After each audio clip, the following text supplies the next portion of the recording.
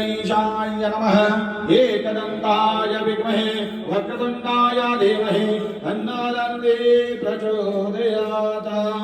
प्रारंभे विनंती करो गणपते विद्यादया सागरा अज्ञानत्वरुणि बुद्धिमते आराध्य मोरेश्वरा।